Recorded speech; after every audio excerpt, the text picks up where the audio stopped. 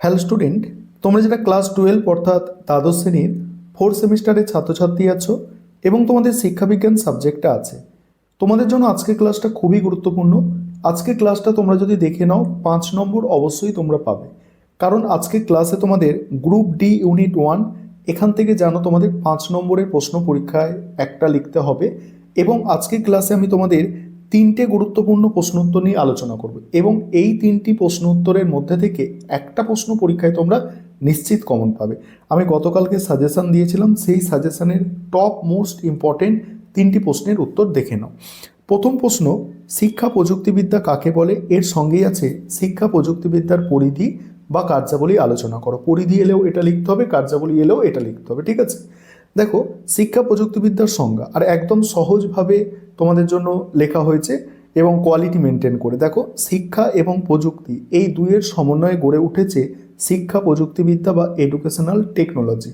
সাধারণ অর্থে শিক্ষার লক্ষ্য উদ্দেশ্যগুলি অর্জনের জন্য বৈজ্ঞানিক জ্ঞান, নীতি এবং যান্ত্রিক সরঞ্জামের সঠিক ও সুশৃঙ্খল প্রয়োগকেই শিক্ষা প্রযুক্তিবিদ্যা বলে।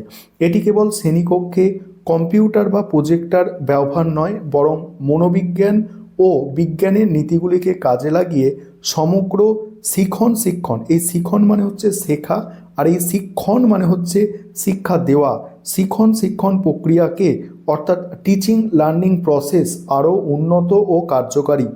দেখো, টিচিং লার্নিং প্রসেসকে আরও উন্নত, কার্যকারী এবং ফলপ্রসূ করার একটি সামগ্রিক বিজ্ঞান।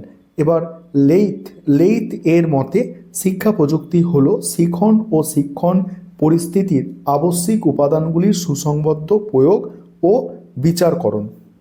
এবার দেখো, শিক্ষা প্রযুক্তিবিদ্যার পরিধি বা কার্যাবলী। পরিধি এলেও এই পোর্শনটা লিখবে এবং কার্যাবলী এলেও এই পোর্শনটাই লিখবে। এবারে পরিধি বা কার্যাবলীগুলো দেখে নাও। 1 নম্বর হচ্ছে শিক্ষার লক্ষ্য ও উদ্দেশ্য নির্ধারণ। শিক্ষার্থীর মানসিক ক্ষমতা, সামাজিক চাহিদা এবং জাতীয় অগ্রগতির কথা মাথায় রেখে শিক্ষার লক্ষ্যগুলিকে সুনির্দিষ্ট ও আচরণধর্মী করে তোলাই শিক্ষা প্রযুক্তির অন্যতম কাজ। 2 নম্বর হচ্ছে পাঠ্যক্রম রচনা ও বিশ্লেষণ। শিক্ষার্থীর বয়স, রুচি ও গ্রহণ ক্ষমতা অনুযায়ী বিজ্ঞানসম্মত উপায়ে পাঠ্যক্রম প্রণয়ন এবং বিষয়বস্তু নির্বাচনে এটি গুরুত্বপূর্ণ ভূমিকা পালন করে। কোনো বয়সে কী শেখা উচিত তা প্রযুক্তিবিদ্যার সাহায্যে নির্ধারণ করা হয়। তারপর হচ্ছে উপযুক্ত শিক্ষণ কৌশল ও প্রদীপন ব্যবহার। দেখো, পাঠ্য বিষয়কে সহজ, আকর্ষণীয় ও দীর্ঘস্থায়ী করার জন্য উপযুক্ত শিক্ষণ পদ্ধতি ও অডিও ভিজুয়াল বা দৃশ্য শ্রবণ প্রদীপনের ব্যবহার নিশ্চিত করা এর পরিধিভুক্ত। অর্থাৎ এর মানে কি, কম্পিউটার, চার্ট, মডেল এগুলোর কথা বলা হচ্ছে। এবং তারপর হচ্ছে আচরণ পরিবর্তন ও নির্দেশদান। শিক্ষকের শিক্ষণ দক্ষতা বৃদ্ধি এবং শিক্ষার্থীর কাঙ্ক্ষিত আচরণগত পরিবর্তনে সহায়তা করা এর কাজ। এছাড়া শিক্ষার্থীর সঠিক শিক্ষামূলক ও বৃত্তিমূলক নির্দেশনা দানেও এটি ব্যবহৃত হয়। তারপর হচ্ছে মূল্যায়ন ও ফিডব্যাক। শিক্ষার লক্ষ্য কতটা অর্জিত হলো তা যাচাই করার জন্য আধুনিক ও বিজ্ঞানসম্মত মূল্যায়ন পদ্ধতি তৈরি করা এবং সেই ফলাফলের ভিত্তিতে ফিডব্যাক প্রদান করে সমগ্র ব্যবস্থার উন্নয়ন ঘটানো শিক্ষা প্রযুক্তির কাজ। এবার উপসংহার। পরিশেষে বলা যায়, শিক্ষা প্রযুক্তি গতানুগতিক শিক্ষা ব্যবস্থাকে যান্ত্রিক গণ্ডি পেরিয়ে এক বিজ্ঞানসম্মত ও গতিশীল রূপ দান করে। এটি শিক্ষাকে কেবল শ্রেণীকক্ষে আবদ্ধ না রেখে দূরশিক্ষা ও গণশিক্ষার মাধ্যমে সকলের কাছে পৌঁছে দিতে এবং সমগ্র শিক্ষা ব্যবস্থাকে শিক্ষার্থী কেন্দ্রিক করে তুলতে বিশেষ ভূমিকা পালন করছে।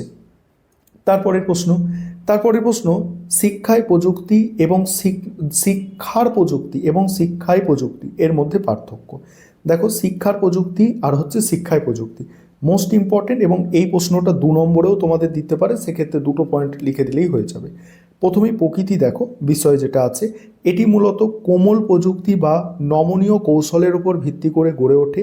এটি শিক্ষাবিজ্ঞানের তাত্ত্বিক ও মনস্তাত্ত্বিক দিক। আর এদিকে হচ্ছে এটি মূলত কঠোর প্রযুক্তি বা যান্ত্রিক কৌশলের উপর ভিত্তি করে গড়ে ওঠে। এটি শিক্ষাবিজ্ঞানের ব্যবহারিক বা যান্ত্রিক দিক। এটা মনস্তাত্ত্বিক দিক আর এটা হচ্ছে যান্ত্রিক দিক।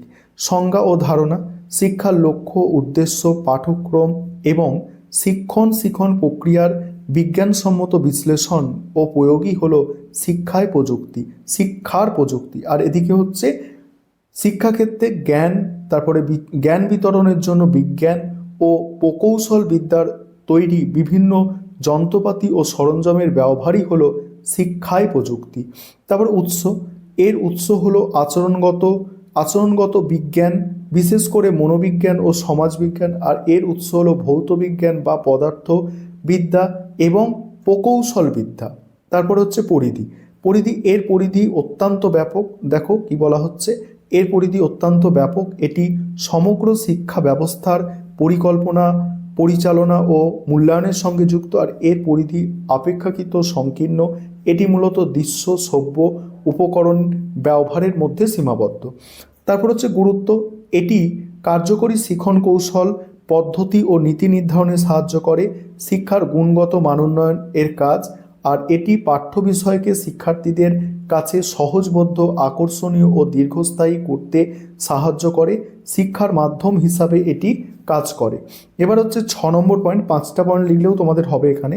দেখো উদাহরণ হচ্ছে, দেখো ক্রমায়িত শিক্ষণ বা নির্দেশনার কৌশল, অনুশিক্ষণ, তন্ত্ররীতি বা ব্যবস্থা বিশ্লেষণ, এদিকে কম্পিউটার বা গণকযন্ত্র, অভিক্ষেপ বা প্রজেক্টর, দূরদর্শন, বেতার, বৈদ্যুতিন বই অর্থাৎ ডিজিটাল বই, এইগুলোর কথা বলা হচ্ছে। এবার পরের প্রশ্ন, আজকের ক্লাসে এটাই হচ্ছে সবথেকে গুরুত্বপূর্ণ প্রশ্ন এবং আশা রাখি তোমরা এইচএসের কোয়েশ্চেন পেপারে এই প্রশ্নটা অবশ্যই দেখতে পাবে। ঠিক আছে, কম্পিউটার ভিত্তিক শিক্ষার সুবিধা অসুবিধাগুলি আলোচনা করো। আর এতটাই গুরুত্বপূর্ণ এই প্রশ্ন, যদি এখান থেকে 2 নম্বরের প্রশ্ন দেয় কম্পিউটার ভিত্তিক শিক্ষার 1টি বা 2টি সুবিধা, সেক্ষেত্রে তোমরা সুবিধা অনায়াসে লিখে দিতে পারবে, অসুবিধা দিলে অসুবিধা লিখে দিতে পারবে। অর্থাৎ আজকে ক্লাসটা যারা দেখছো আশা করি তোমরা 5 নম্বর নিশ্চয়ই পাচ্ছ। এবং 5 কেন, এখান থেকে যদি একটা ছোট প্রশ্ন লেখা যায় তাহলে আরও 2 এর সাথে অ্যাড হয়ে 7 নম্বর তোমরা অবশ্যই পেয়ে যাবে। দেখো ক্লাসটা দেখো, প্রথমে ইন্ট্রোডাকশন অর্থাৎ ভূমিকা। আধুনিক শিক্ষা ব্যবস্থায় কম্পিউটার ভিত্তিক শিক্ষা বা ক্যাল একটি বৈপ্লবিক সংযোজন।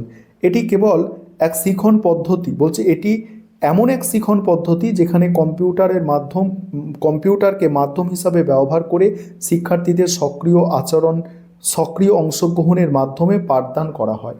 আর এই পদ্ধতিতে শিক্ষা অনেক বেশি নমনীয় ও বিজ্ঞানসম্মত হয়ে ওঠে।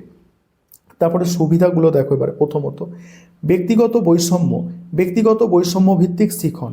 গতানুগতিক শ্রেণীকক্ষকে সব শিক্ষার্থীর মেধা, বলছে গতানুগতিক শ্রেণীকক্ষে সব শিক্ষার্থীর মেধা সমান নয়। ক্যাল মানে কম্পিউটার ভিত্তিক পদ্ধতিতে শিক্ষার্থীরা তাদের নিজস্ব গতি ও ক্ষমতা অনুযায়ী শিখতে পারে, যা ধীর ও দ্রুত গতির উভয় প্রকার শিক্ষার্থীদের জন্যই সুবিধাজনক। 2 নম্বর সুবিধা হচ্ছে আকর্ষণীয় উপস্থাপন। পাঠ্য বিষয়কে অডিও ভিজুয়াল, অ্যানিমেশন এবং গ্রাফিক্সের মাধ্যমে উপস্থাপন করা হয়, ফলে বিষয়টি শিক্ষার্থীদের কাছে একঘেয়ে না হয়ে অনেক বেশি জীবন্ত ও আকর্ষণীয় হয়ে ওঠে। তারপর তৃতীয়ত তাৎক্ষণিক ফিডব্যাক। এই পদ্ধতিতে শিক্ষার্থীরা অনুশীলনের সাথে সাথেই তাদের ফলাফল জানতে পারে।